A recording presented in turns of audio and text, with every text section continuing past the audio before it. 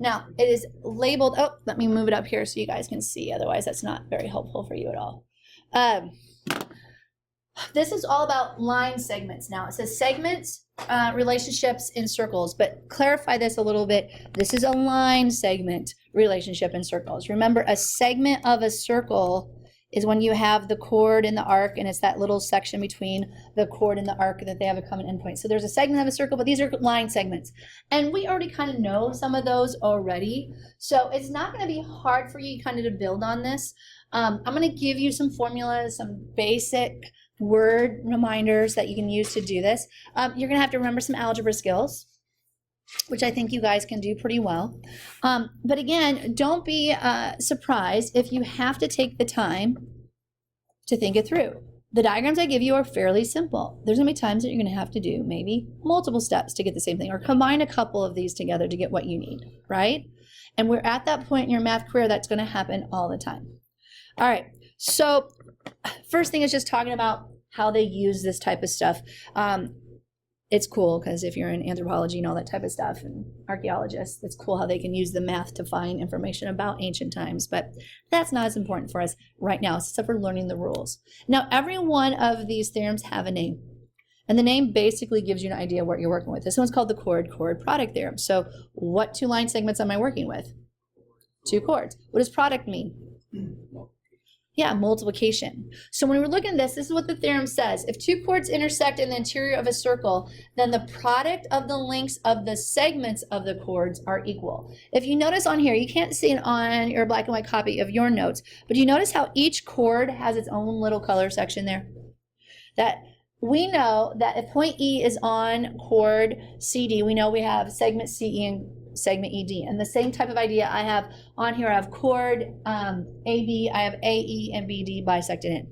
And so we are going to sit there and we are going to literally write down the different values. So we're going to have here, we're going to have A, we're going to put a D, and we're going to put B and C. Now, I'm given a length, or a variable to represent the length of each. Now, this is what the theorem said again. It says, then the product of the lengths of the segments of the chords are equal. So what does that mean? That means the following. If I go A times D, it is equal to B times C. So I have A times D is going to equal to B times C. Now, look at that for a moment. Doesn't that look like we almost did a cross product to get that? Because that's how they got it. That is literally because of similar triangles. If you're working with these, you could draw a line segment to each one of these two. And guess what's so special about those two line segments? They're what? They're parallel, right? Will that give me congruent angles and stuff I can work with? AA similarity, those two triangles are similar. So that's why this rule holds true. It's because of similar triangles anyway. But why worry about that if we can get the theorem that does the work for us, right? So that's basically the idea behind why it works. So, because it is actual cross products. That's why we use that term. All right, so let's go through this one and work on these together. It says find the values of X and the length of each chord. So when you look at this, you should be able to set up a quick equation of the product of the segments of each chord. So when I do this one, I know that 14 times X is going to go together. Is the same thing as which two? Yeah. I got 7 and 10 are going to go together. So I get 7 times 10. So I get 14x is equal to 70. Guys, what's x going to equal? 5. All right, so that's the first thing I have to do. Then it says find the length of each chord. Well, everyone should know the length of segment AC. What's the length of segment AC? 17. So it's just your 10 plus 7, which is going to be your 17. What is going to be the length of segment DB? Yeah, 19, because it's just 5 plus 14, which is equal to 19. Pretty cool, huh? It's not hard, is it?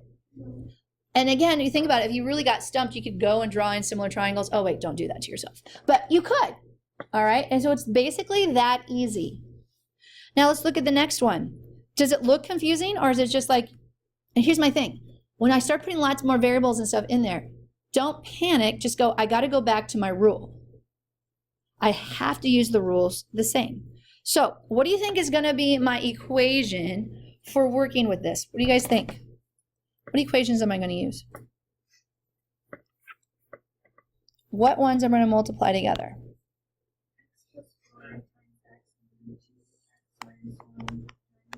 So these two segments are going to go together? And you guys agree with me, these two segments have to be the ones that are multiplied together? All right, so let's do that. I'm going to go x plus 2 times the quantity 2x minus 1, because that's the product of the two segments of the big chord, equals the same as x times x plus 4. All right, now your math has to be good. How do I multiply two binomials together? You have to FOIL. So x times 2x, well, that's going to be 2x squared. Outside is a negative x. Inside gives me a positive 4x. And then last would be negative 2.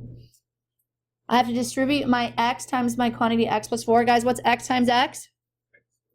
X squared plus 4x. So I'm just going to combine like terms because, quite frankly, it just makes one feel better. And the moment I see this, I'm looking at it and going, oh, great. I have on here an x squared and an x. Ooh, I'm probably going to have to what? Not FOIL, we already did. I'm probably going to have to factor. Can't guarantee it, but a good chance we're going to do it. So we're going to move everything to the same side of the equation. So I'm going to subtract x squared from both sides and 4x from both sides. So when I do that, I get x squared minus x minus 2 is equal to 0. At least the numbers are small, right? So then I look at that. The first thing you do when you try to factor is you look for a greatest common factor. Is there a greatest common factor? No. So then the next thing you do is you have your two sets of parentheses. All right, guys, when you look at that, remember I look at my last sign. If that's a subtraction sign, what do I know about inside my parentheses? You're going to have a plus and you're going to have a minus.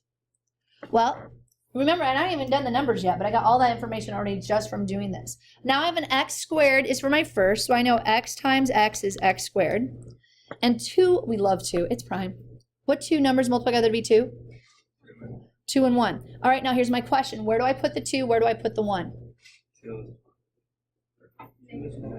2 is negative, and 1 should be positive. How can I check to see if I'm right? Oi, we're going to oi. You don't have to do all of FOIL because we already picked numbers strategically for that, right? So outside's a negative 2x, inside's a positive 1x, well, a negative 2x plus a positive 1x. Does that give me a negative x? Right? So we checked it, so we're good. Then you sit there and you set them both equal to 0. It's the product property of multiplication, right? 0 property. One of them had to be 0. So I get x minus 2 is equal to 0. So x equals a negative 1 and x equals a positive 2. Now, looking at this, can I use both answers? In context of the problem, I have to say no. Because if I put it back on my circle, segment AB would be a negative 1. Can I have a negative 1 for a length? No. So I know x is going to equal to 2. Then I can go ahead and plug it back in for my different segments. You can either plug it in up here on your circle if you want, or down below. Either way, I'm looking for the length of the segment AD. So I'm going to have a 2 plus 4 because I'm substituting in for x. So that's BD's length plus 2. Guys, what's 6 plus 2? 8. So I know the length of segment AD is 8. By the way, no segment bar if we're talking length. And then we have the length of segment CE. Well, I'm plugging 2 in for that one. So I get 2 plus 2 on this one. Plus I get 2 times 2 minus 1. So I'm literally just plugging it in for the two segments. So I get 4 plus 3, which gives me 7. All right, there's your other answers. So are you going to have to factor sometimes on this? Good possibility. But it's not going to be impossible. You just have to remember the rules, right? Move everything to the same side of the equation, look for greatest common factor, and so on. All right, now here's an example of another one that we have. It says the art department is contracted to construct a wooden moon for a play. One of the artists creates a sketch of what it needs to look like by drawing a chord and its perpendicular bisector. Find the diameter of the circle used to draw the outer edge of the moon. So I'm looking for completing basically this circle, right? And so I need to know this segment so I can add the whole thing together to get to be the diameter, right? Now, some things we also need to remember. Did I just create a chord product theorem diagram, right? And I also said I have a perpendicular bisector of a chord. The chord itself is 18. Doesn't that make this one 9 and this one 9? All right, so now after having that all drawn, talk to me. What is going to be my equation that I can set up?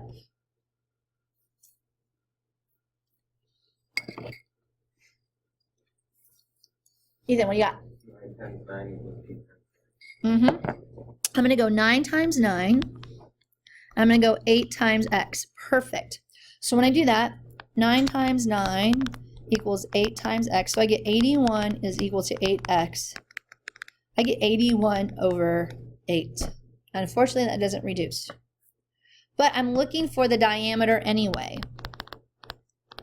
So to find the diameter, I'm just going to go 8 plus 81 over 8. So what do you guys get with that? Okay, a couple different answers you should be able to get. 145.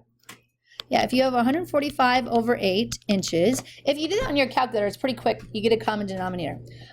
If you want to do that in your head, I'm going to give you this hint instead. It's going to be a mixed number then, but still not a decimal.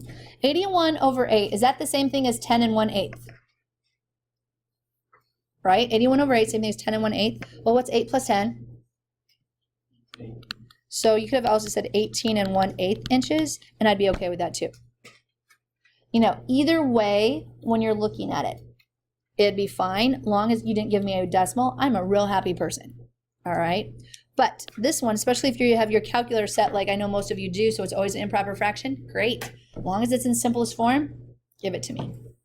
I'll be fine with it. All right, now the next one is kind of funny because we've already been working with these things. Then now they're just giving you specific terms. So my favorite is they call it a secant segment, but we've been working with secant segments from the first day. All right, we learned that a line that intersects a circle at 2 points is a secant. So a secant segment just means it's that part of that line, right? It's just going to contain the chord. Haven't we been using those already? Like when we've been talking about angles and stuff like that? Yeah. So we've already been using this type of stuff. So it's just a segment of a secant with at least one endpoint on the circle, which is good. And then we have another term, which is called the external secant segment. All right, here's its definition, then I'm going to give you Gregerson's definition. An external secant segment is a secant segment that lies in the exterior of the circle with one endpoint on the circle. Okay, here's really what the thing is. It wouldn't be a secant then if it doesn't go all the way through. It's literally the outside line segment. The external one, I'm going to put this in blue here. So the external secant segment is MN, is going to be the external one for secant MP. And then you're going to have segment MJ is going to be the external secant segment for MK. Now, I don't, for some reason, that just doesn't always click in my head as well. And so I always call them the exterior portion or the exterior of a secant segment. It's the external means outside, right? Same thing as exterior, but to me it's like, it's just the exterior segment of your secant segment. A lot easier to type work with. And I'm going to actually use that terminology to describe how you solve for segments. All right, guys, ready for our theorem based off of it? Yep. All right, the next one's called, get this, secant product theorem. So again, we're doing multiplying, okay?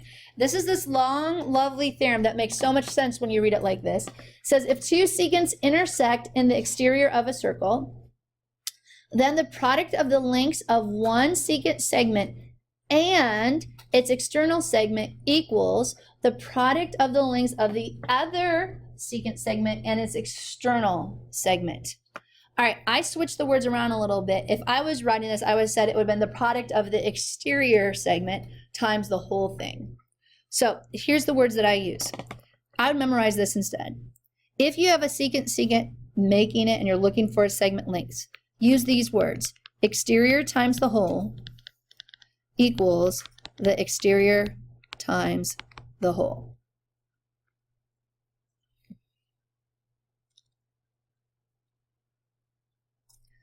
And then I'll show you what it means on the diagram too. So it's the exterior times the whole equals the exterior times the whole. Here's what I'm talking about. We're going to call this one A, B, we're going to call this one C, D. The exterior is this segment, so that's going to be A. What's the length of the whole thing? AB or A plus B? Yeah, so it'd be A plus B. Make sure I write that so it's readable. I'll write it bigger, even. Let's go A times A plus B equals, well, it's the exact same thing for the other secant. We are going to have the exterior times the length of the whole thing. So what's your exterior? C times C plus D. You treat secants, okay, we're going to have another theorem, and the secant, you won't change any different. It's the same thing, exterior times the whole, every single time. So we just have to be very careful that we don't accidentally multiply our two segments together, or that we just use good math with this. All right, so that's the key thing that we need to do. So the words that I'm going to use most of the time with you guys is going to be the exterior times the whole equals the exterior times the whole. Right? Kind of like when we were talking about angles, I was always yelling, where's the vertex? Okay, this time I'm going to talk about exterior and whole segment lengths. So it's just, you're going to hear key terms coming back from me every single time. So here's the best part. Let's just crank them out. Let's try this. All right, let's try this. All right, do I again have two secants making this? Yeah, and now I'm not looking for the angles, I'm looking for the segment lengths. So I need to be able to set up an equation for this. Now again, I'm looking for the value of x, and I'm trying to find the length of the two secant segments. So when I do this one, I gotta remember the rule. It's exterior times the whole. So that means I got 8 times 8 plus x. And then I'm gonna use the same type of process for the next one. Exterior, which is 7, times the whole. Now, why would I waste my time and go 7 plus 9 there instead of just going straight to 16? Because isn't 7 plus 9 16? The reason why I do that on these examples is, and all right, let's just go there. If you put 16 there, would I take off points for you? No. The reason why I do this is because people will accidentally go 7 times 9 and tell me 63. So I want to just do a few times so you guys remember it's adding them together, not multiplying them together. So now we just got to do our math. What's 8 times 8 plus x? Well, we distribute, so we get 64 plus 8x, and I'm going to go 7 times 16 this way and just do one more step. It doesn't hurt. Make sure I can do my math right, though. What's 7 times 16, guys? Is that 112? All right, 8x is going to equal what? Did you guys get 8? Was it 48? All right, 48, and then x is equal to 6, right? Yeah. Excellent. Now, plug and chug it in. I have this value. Can I find my other ones? Guys, what's the length of DE? We should know this without any thought. Yeah, that's going to be 16. And then length of segment GE should just be 8 plus 6, which is 14. What do you guys think? It's not bad if you know the rule, right? If you really think, and notice I mark it a little bit because it just reminds me to do the whole thing. So it's not, if you even have to write the words, exterior, whole, whatever you need to do to remember what it works, great. Some people like the formula better. Some people prefer going, Gregerson, just let me see the formula to the right of that. Some people are like, no, just give me the words. I don't like formulas. Like, great, just know how to do it. Now, I've been known to ask on true-false questions, like, what terms or words do we use to describe the secant product theorem? And I'd expect exterior times the whole equals exterior times the whole. You know, stuff like that. But make sure you know it. All right, let's have a little bit of fun. All right, who can tell me my equation for B over here? Equation for B. All right, I'm going for the far side of the room, Jeremiah. Otherwise, I'll come to you. All right, far side, over here. Someone on that back row, help me out. What are you going to do? Don't all volunteer at once. Go for it, Bryson. 13 times 13 plus Mm-hmm. equals 9 plus 39.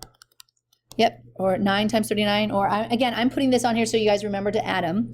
So again, we're just going to distribute now.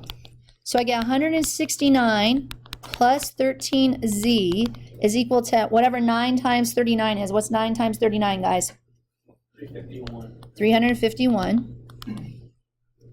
Subtract 169 from it. What do you guys get? 182. What's z, my friends? Nice number, not a fraction. You will get fractions on homework. Everyone hear me on that? There will be fraction answers. All right, and then you just got to plug it in. What's the length of segment LG? 39. The length of segment, let's say JG. That's just 14 plus 13, which equals? Yep. 27. What do you guys think? Easy? Good, that's what I want to hear. All right, let's do the next one then. All right, I still have two secant segments. The terminology we're going to use are going to be the same. So, guys, help me out. What's going to be my equation for this one? All right, Jeremiah, I'll let you do this one. All right. What do you got?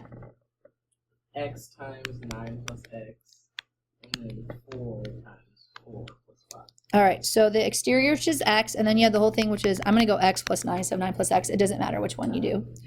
Equals the exterior, which is 4, times the whole, which is 4 plus 5, or 9.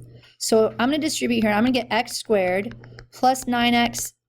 A lot of times I will show just a little extra step on the other side and go 4 times 9, because order of operations say inside the parentheses first. So I get X squared plus 9X is equal to 36. All right, when you see this, what's going through your mind? Probably a factoring problem, right? Because I don't have an X squared on the other side. I can't get rid of my X squared on the left. So do I move everything to the left then? Yeah, so I'm going to get X squared plus 9X minus 36 is equal to 0. Guys, do I have a greatest common factor? No. What are my signs inside the parenthesis? Yeah, plus or minus, because I'm looking at the negative, so plus or minus. So I know plus or minus here. X squared, so that's going to be X and X. What two numbers multiply? Now here you got to remember its difference. Multiply together to be 36, they add together to be 9. Justin, what did you get? 12. Okay, 12 and 3. Where am I putting the 12? Where am I putting the 3? 12 is positive. Yep, 12 is positive, 3 is negative. They're still equal to 0. Now I set them each one equal to 0. Because remember, we're using the multiplication property of 0 when we're working with this. So we get X minus 3 is equal to 0.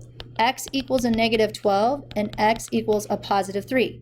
Again, context of the problem. Can I keep that negative 12? No. Extraneous solution.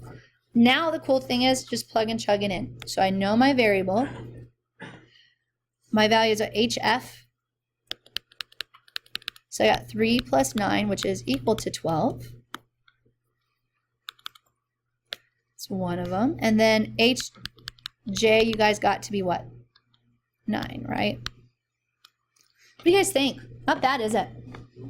And again, when you do these, you might actually get combinations of these. Like there might be a chord product associated with the secant one. You know, it's okay. Just use multiple steps. Use your rules. Trust your math. All right, last one, which makes me laugh that they even felt like this was something that had to be defined in this section, but they did. They wanted to let you know what a tangent segment was. Haven't we been using that since the first lesson? Right? I just smiled at that when I saw this, and I'm like, fine, we'll just review what a tangent segment is. It comes from the exterior point to the point of tangency, right? Now, question, start telling me everything you know from this diagram right now. What do we know? Yep, we know AB is congruent to AC. Great. What else do we know? Keep going. Nate. The radius is perpendicular to Yep. So the radius perpendicular to point of tangency. So if I was to draw this in, there's a right angle. Great. What else do we know? Do I know anything about the measure of angle A?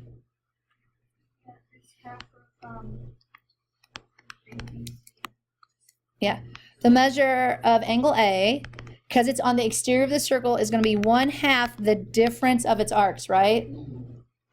We just say difference of arcs. Does that make sense?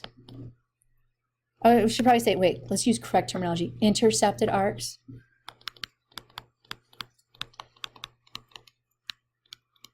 And remember, your two intercepted arcs would be the major arc right here and your minor arc.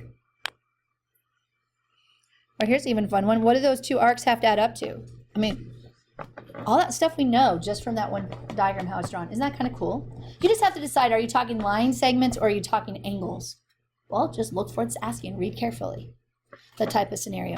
So we have one last scenario with this. We know how to work with two congruent tangents. We've done that at the very beginning. But this next one, what if I do a little combination with it and I do a secant tangent product theorem? So the secant tangent product theorem on this one.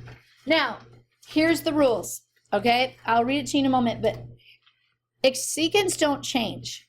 I'm going to be taking the exterior. Oops, probably shouldn't use a highlighter at this point. I'm going to still use the exterior, and I'm going to still go the length of the hole. That's not going to change. It gets treated the same way no matter what. In fact, I would say the same thing happens when you're working with a tangent.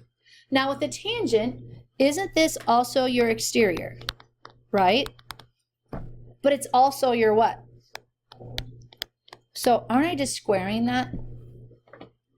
Right? Look what the theorem says. If a secant and tangent intersect in the exterior of the circle, then the product of the lengths of the secant segment and its external segment equals the length of the tangent segment squared. So what words would we use for this? We'd use the following. Exterior, if I can get it to right here. Exterior times the whole equals tangent squared. Exterior times the whole equals the tangent squared. So how would that look formula-wise for those of you who are formula people instead of words?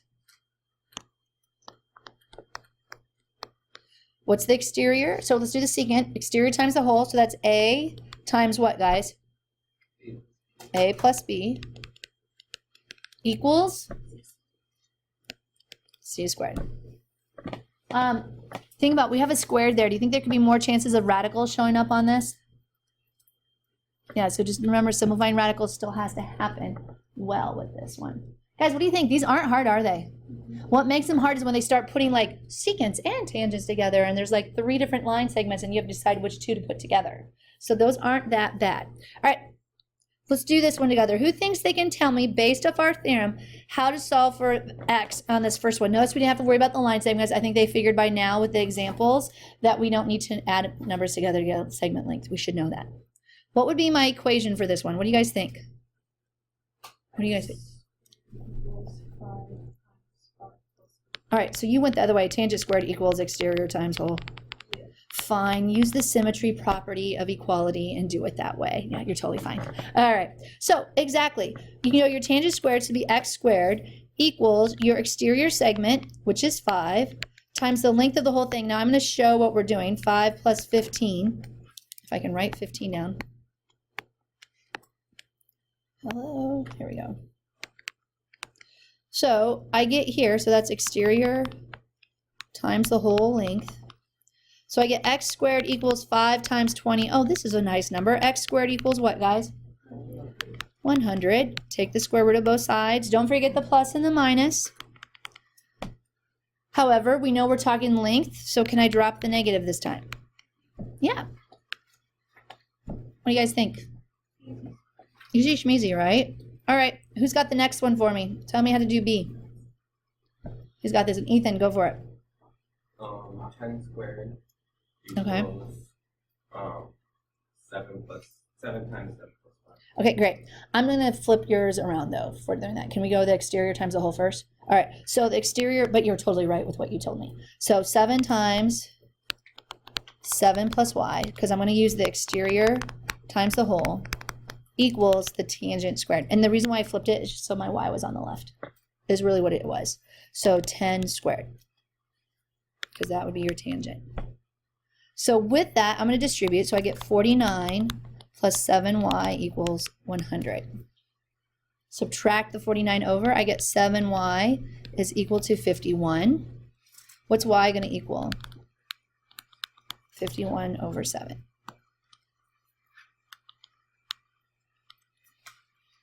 That's it. What do you guys think? Do the last 3, please, on your own, and then we'll check your answers.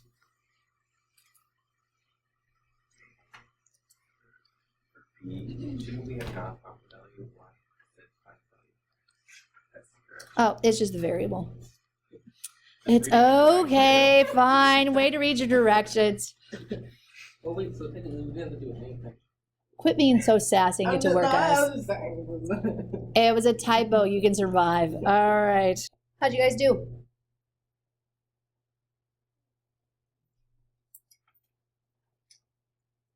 Nikki, did I just see decimal on your worksheet?